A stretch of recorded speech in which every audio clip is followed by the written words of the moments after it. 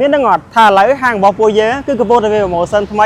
រកការជឿទៅលើ UPS brand Santec គឺនឹងទទួលបានការថែមជូនទៅលើ mouse ក៏ដូចជា keyboard របស់ brand Rapu ផងដែរដែលមានតម្លៃដល់ទៅ$20ជាងឯណោះ Nice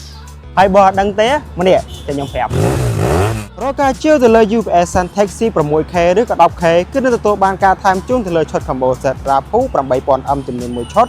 រកការជឿទៅលើ UPS Santec ប្រភេទ online ដែលមានកម្លាំងចាប់ពី 1K ឬក៏ដល់ 3K គឺនឹងទទួលបានការថែមជូនទៅលើ mouse wireless brand Rapu M650 ចំនួន1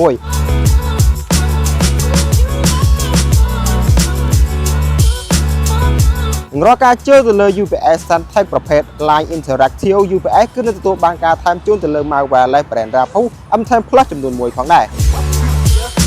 រកការជឿទៅលើផលិតផល Santec ទាំងអស់គឺនឹងទទួលបានការធានា2ឆ្នាំពីក្រុមហ៊ុនផ្ទាល់ហើយ promotion ទាំងអស់នេះគឺពួកយើង free សេវាដឹក25ខែក្រុង